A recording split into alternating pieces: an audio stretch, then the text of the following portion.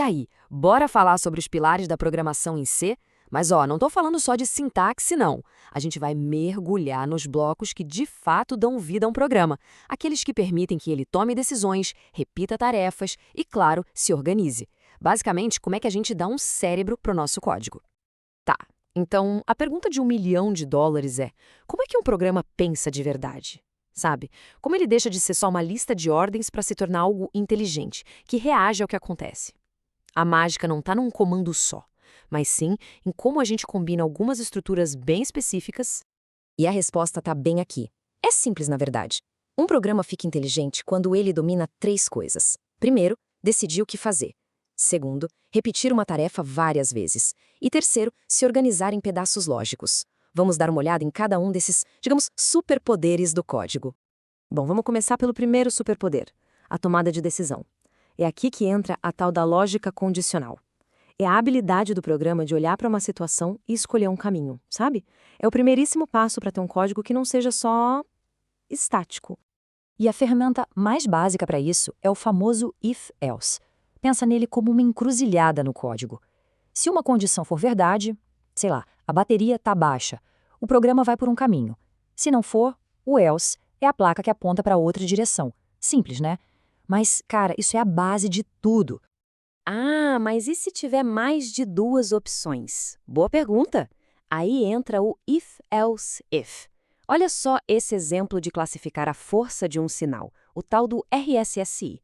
O programa vai testando um por um. O sinal é maior que -50, então é excelente. Se não for, ele testa o próximo. É maior que -70, então é bom. E assim vai. Assim que ele acha uma condição verdadeira, ele executa o código e pula fora do resto. E aquele else lá no final é o se nada disso der certo, faça isso. Bem útil.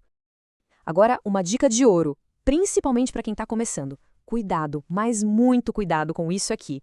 Usar um sinal de igual só, igual, dentro de um if é um erro clássico que pega todo mundo. Por quê? Porque x igual a 10 não está perguntando se x é igual a 10. Ele está forçando x a valer 10. E essa operação em C quase sempre retorna verdadeiro. Para comparar de verdade, para perguntar, tem que ser com 2 sinais de igual. Igual, igual. Anota isso aí. Ok, mas convenhamos, ficar com um if, else, if, else, if, else, if gigante pode deixar o código bem feio, né? Para essas situações, quando a gente quer testar uma única variável contra um monte de valores fixos, o switch é muito mais elegante. Ele funciona assim, ele olha a variável e, pá, pula direto para o case que bate com o valor.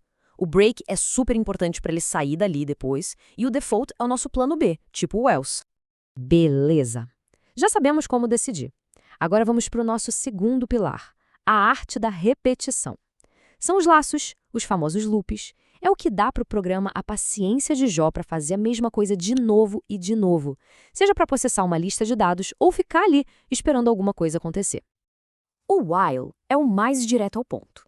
A palavra-chave aqui é enquanto. Ele repete um bloco de código enquanto uma condição for verdadeira. Mas o detalhe importante é que ele checa a condição antes de rodar o código. Qual a consequência disso? Se a condição já começa falsa, o código dentro do loop nem roda, nenhuma vez. Aí temos o do while, que é tipo o primo invertido do while. A diferença é crucial. Ele primeiro faz o que tem que fazer e só depois ele pergunta se deve continuar. Isso garante que o bloco de código vai rodar pelo menos uma vez. É perfeito para casos tipo leia o sensor e depois veja se a leitura é válida. A primeira leitura é garantida. E, por último, mas não menos importante, o rei dos loops, o for. Ele é provavelmente o que mais se vê por aí. A grande sacada dele é a organização. Em uma linha só, a gente já define onde começa, até onde vai e como vai pular de um passo para o outro. É a escolha perfeita para quando a gente sabe exatamente quantas vezes precisa repetir algo, tipo percorrer os 10 itens de um array. Tá, mas qual usar então? Uma colinha rápida. Sabe quantas vezes vai repetir? Vai de for. A repetição depende de algo que pode nem acontecer? Vai de while. Precisa que o código rode pelo menos uma vez, não importa o quê? Do while é a pedida. Simples assim. Certo. Agora que nosso código já sabe decidir e repetir, ele vai começar a crescer. E código grande e bagunçado é um pesadelo. É aí que entra o nosso terceiro e último pilar, a organização. E a nossa ferramenta número 1 para isso são as funções. Mas por que se dá o trabalho de criar funções? Bom, Por 3 razões matadoras. Primeiro, modularidade. A gente quebra um problemão em probleminhas. Fica bem mais fácil de resolver. Segundo, reutilização. Escreveu um código útil uma vez, bota numa função e usa de novo. É o famoso princípio DRY, Don't Repeat Yourself. E terceiro, abstração. A gente pode usar uma função sem ter a menor ideia de como ela faz a mágica dela por dentro. Só importa o que ela faz. E olha que legal como isso funciona nos bastidores. Quando a gente chama uma função, é como se o programa colocasse um marcador de página num livro. Ele anota "parei aqui", numa área de memória chamada pilha. Aí ele pula lá para a página da função, faz o que tem que fazer, e quando termina, ele pega o marcador de volta e continua a leitura exatamente de onde parou. Um sistema genial, né? Chega de teoria, vamos para a prática. Vamos ver alguns detalhes de como as funções se comportam em C que são bem importantes de saber.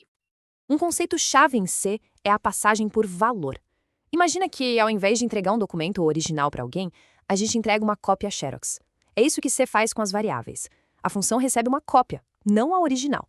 Ela pode rabiscar, mudar, fazer o que quiser com a cópia dela. A variável original, lá na função main, vai continuar intacta.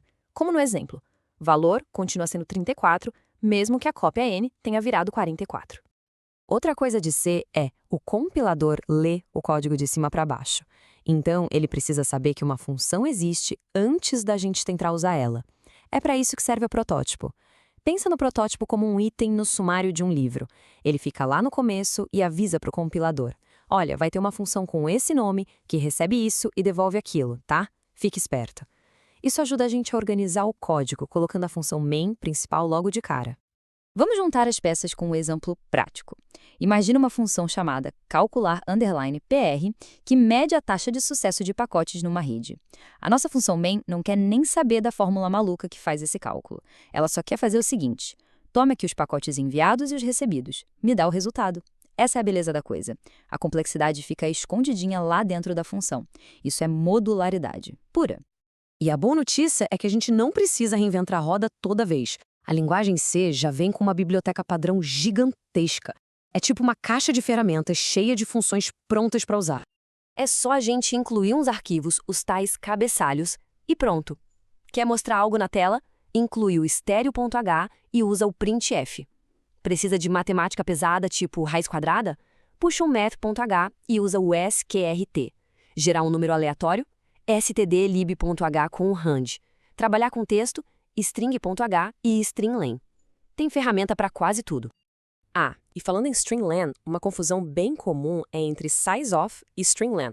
Parece a mesma coisa, mas não é nem de longe. Pensa assim, sizeof é o que o compilador sabe. Antes do programa rodar, ele já olha para o vetor e diz, isso aqui ocupa tantos bytes na memória. Fim. Já o stringlen é uma função que entra em ação enquanto o programa está rodando. Ela vai lá, caractere por caractere, contando até achar o marcador de fim de texto. Um é estático, o outro é dinâmico. Então, resumindo a ópera, decisões com if e switch, repetições com for e while, e organização com funções. Isso não é só coisa de C. Esses são tipo os blocos de Lego fundamentais de praticamente qualquer software que existe hoje. Dominar isso é dominar a base de tudo. E para a gente fechar, fica uma provocação. Com essas 3 ferramentas na mão, decidir, repetir e organizar, que pequena tarefa do nosso dia a dia poderia ser automatizada? Pensa aí, desde fazer café até organizar uma lista de tarefas. A lógica da programação não está só no computador, ela está em todo lugar. Valeu?